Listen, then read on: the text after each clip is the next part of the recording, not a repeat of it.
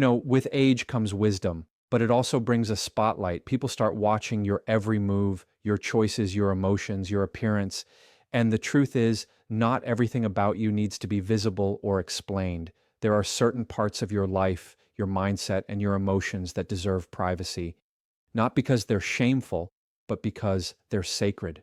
Let's talk about what you should keep for yourself, not out of fear, but out of power. There's a kind of strength that doesn't come from how loud you speak, but from how quietly you hold your ground. When someone knows what gets under your skin, they hold a piece of your control. Emotional triggers are like switches, small, sensitive, and powerful. And the moment you let people see where they are, you hand them the remote. It's not about being cold or disconnected. It's about choosing peace over reaction. When you learn to protect your triggers, you stop letting others pull you into emotional traps you didn't set. See, the problem isn't that people know you. The problem is when they know too much about what bothers you. Maybe someone criticizes your age, your looks, your choices, or your pace in life, and suddenly you feel the sting. But the truth is, that sting doesn't come from them. It comes from within. They just pressed a button you left exposed. When you guard that button, you keep your composure. You become unpredictable, not in a chaotic way, but in a grounded, self-assured way that says, you can't move me that easily. Hiding your emotional triggers doesn't mean pretending you don't feel. It means you process before you respond. You pause before you speak. You breathe before you let words leave your mouth that you can't take back. When you do that, you create space. Space between what happens and how you react to it. That's where emotional maturity lives. That's where real self-control grows. The goal is not to suppress emotion. The goal is to master expression. Because once you can feel something without it controlling you, that's power in its purest form. Every person you meet is testing boundaries, sometimes without even knowing it. They'll say things to see how far they can go, what kind of response they'll get, what buttons they can push, and when you react too quickly, you show them the code to your peace. But when you stay calm, when you don't flinch, don't frown, don't feed the drama, they realize they have no power over you. Silence becomes your protection. Composure becomes your shield. You start teaching people how to treat you, not by arguing, but by being unshakable. And that's something many overlook. Emotional privacy is self-respect. When you let everyone know what frustrates you, annoys you, or hurts you, you give them leverage, sometimes unintentionally. People talk, people use, and people test. But when you keep your triggers hidden, your peace becomes untouchable. You become harder to manipulate, harder to read, and harder to control. You stop being reactive and start being strategic. You stop being predictable and start being powerful. Not because you're faking it, but because you understand that peace is personal property and not everyone deserves access to it. Think about how many times you've walked away from a conversation feeling drained, angry, or misunderstood. That's what happens when you let people reach parts of you they haven't earned. You don't owe everyone emotional transparency. You can be kind without being exposed, honest without being vulnerable to the wrong audience. Not everyone is a safe place for your feelings. That's why maturity is knowing when to speak and when to stay silent. Because sometimes silence speaks louder. It says, I know what you're trying to do, but I'm not giving you that satisfaction. And here's the truth. Hiding your emotional triggers is not about building walls. It's about building filters. Walls keep everyone out. Filters let the right people in.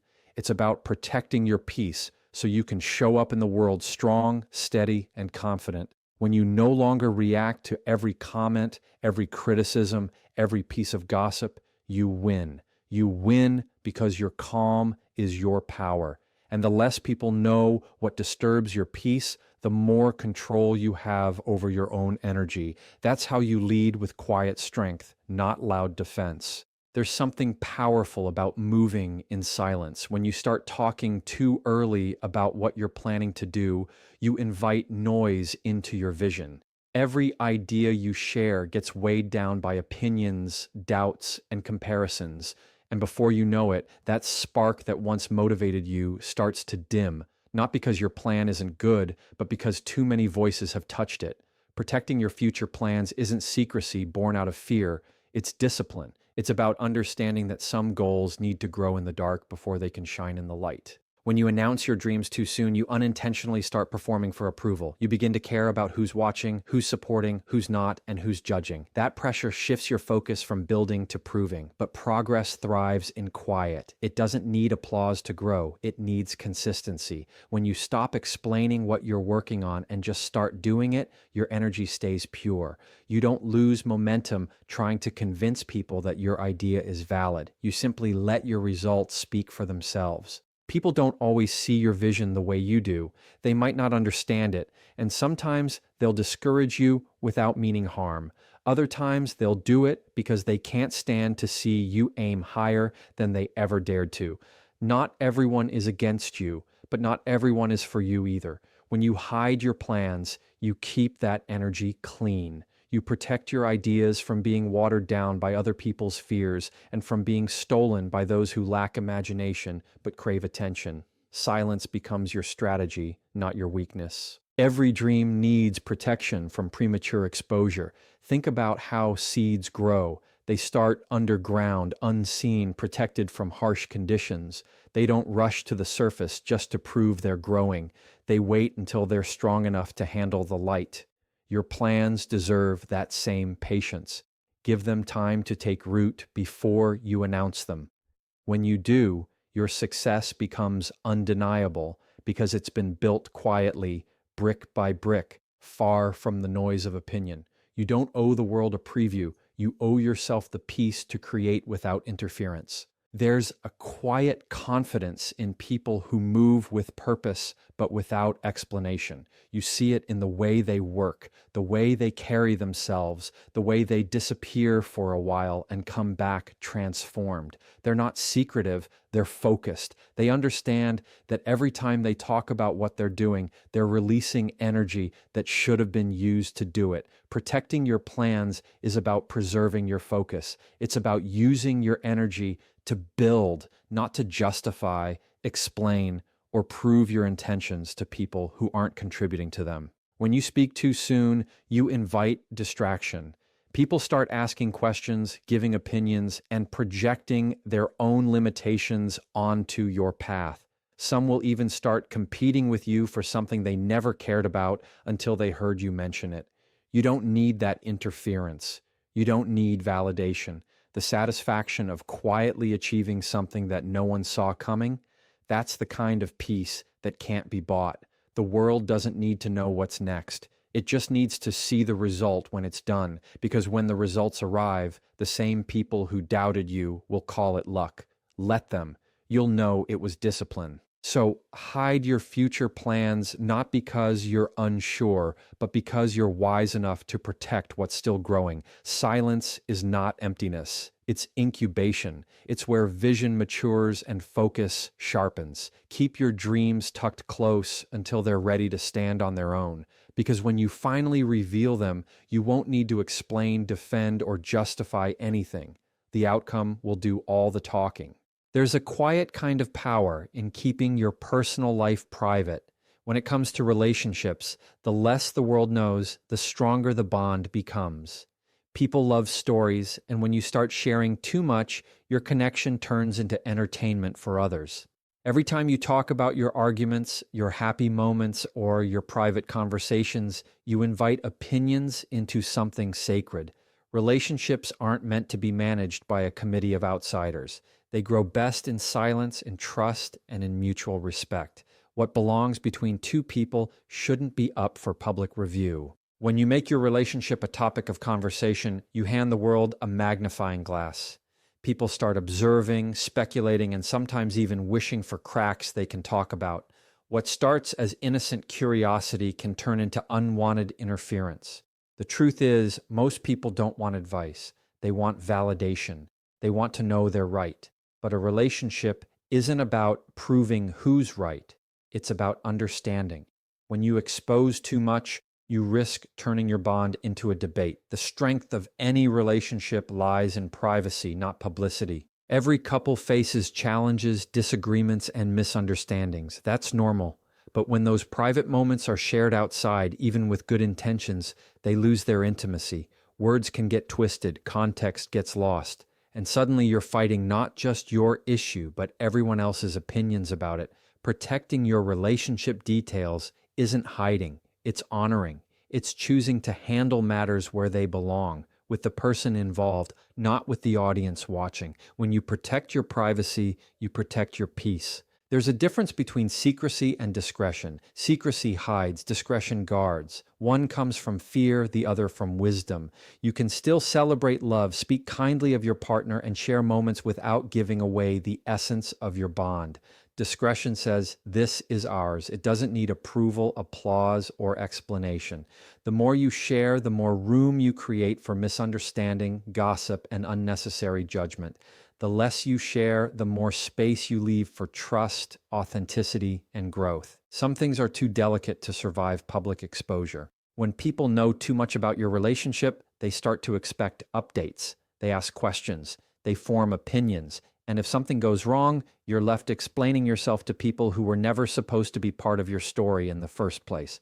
That's why it's wise to build your connection quietly. Love doesn't need validation to be real. It needs protection to stay strong. The best relationships are the ones where both people are more focused on understanding each other than impressing everyone else. When the bond is genuine, it doesn't need an audience to feel secure. There's a peace that comes from knowing your relationship isn't being measured by anyone else's standards. You stop comparing, stop competing, and start appreciating. You don't need to post every picture, share every detail, or prove your happiness online. What matters isn't how it looks to the world, it's how it feels in private. Love becomes more meaningful when it's nurtured away from the spotlight. Privacy allows you to be real, vulnerable, and imperfect without the pressure to perform. It lets you work through struggles with patience instead of pride. So, keep your relationship details between you and the one who matters. Let the world see respect, not receipts. Let them sense peace, not proof. A private relationship doesn't mean you're hiding. It means you're protecting something worth keeping.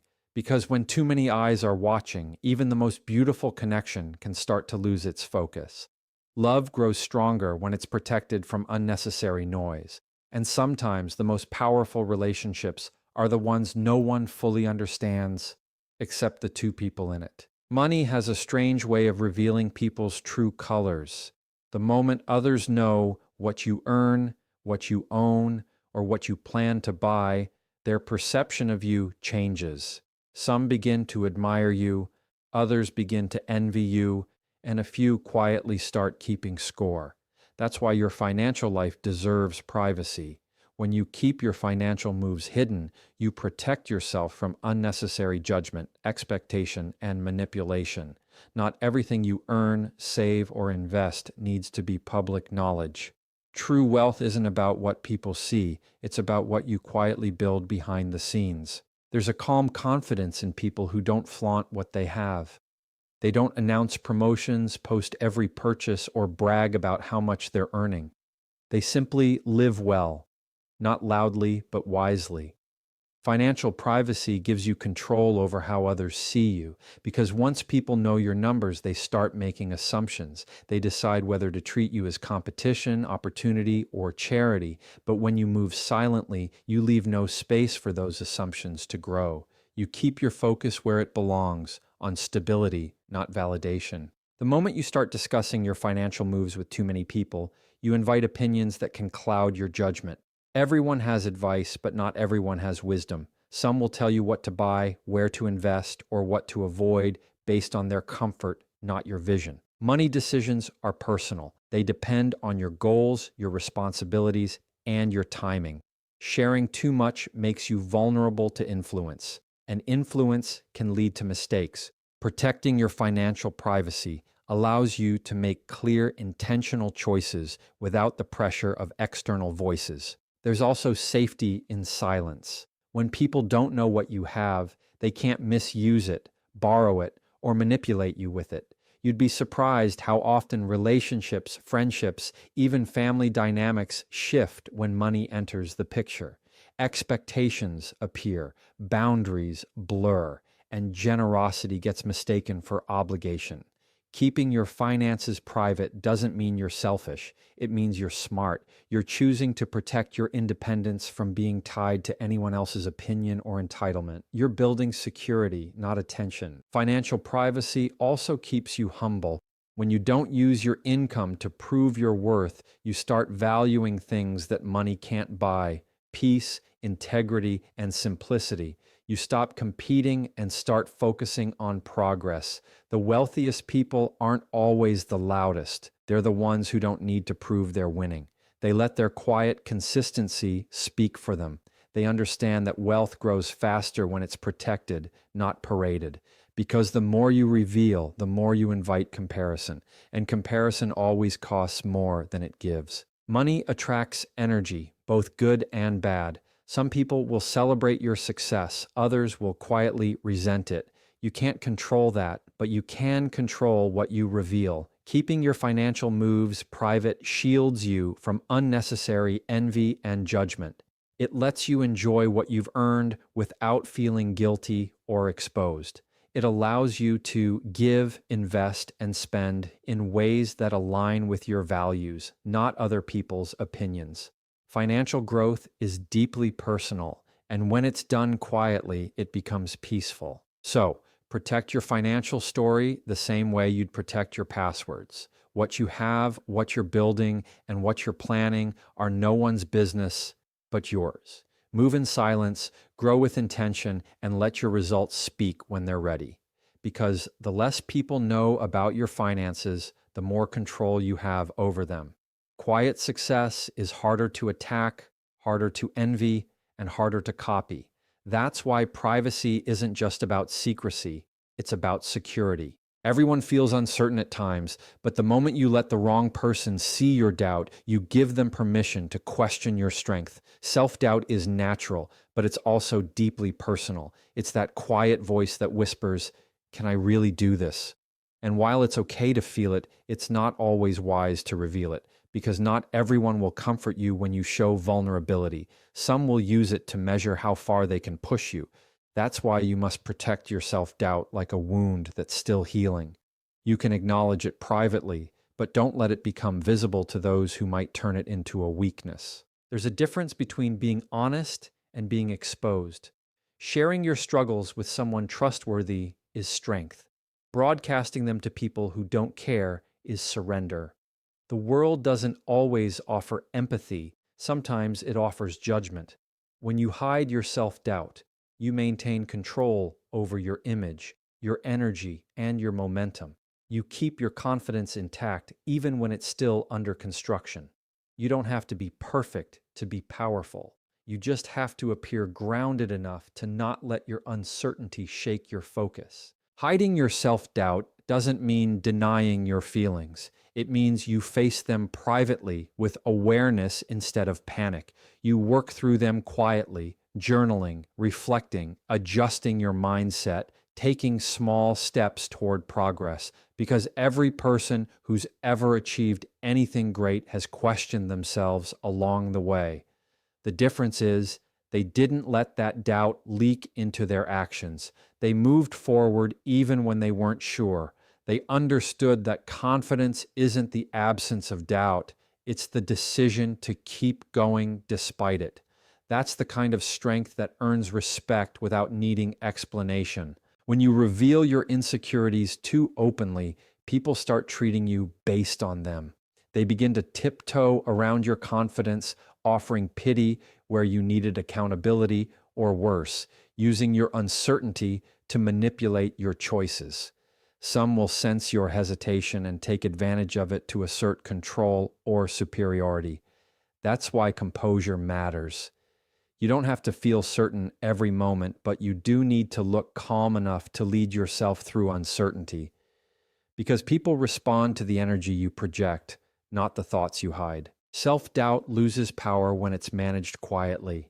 When you stop feeding it with words, you stop giving it space to grow. Instead of saying, "I don't know if I can," you start thinking, "I'll figure it out." That small shift keeps your mind working towards solutions instead of spiraling into fear. And when others see that steadiness, that quiet confidence, even in moments of confusion. They trust you more. They follow your calm, not your chaos. The most composed people aren't the ones who never doubt themselves. They're the ones who never let doubt control their expression. There's also something freeing about keeping your self-doubt private. You stop waiting for validation. You stop needing reassurance from people who don't truly understand your path. You become your own source of confidence, building it through small wins and quiet persistence. Every time you push through fear without announcing it, you train your mind to depend less on approval and more on discipline. That's how real confidence grows, not from being fearless, but from being self-directed even when fear is present. You don't hide your self-doubt because you're ashamed of it. You hide it because you're mastering it. So when you feel uncertain, take a step back, breathe, and remind yourself that doubt is temporary. It doesn't define your worth or your ability. You don't have to announce every worry or explain every hesitation. Some battles are meant to be fought quietly. Keep your self-doubt between you and your growth process. Because when you walk into a room composed, grounded, and calm, no one will ever guess how many storms you've weathered inside. And that's not deception, that's strength. It's emotional intelligence in motion, knowing when to reveal and when to rise above.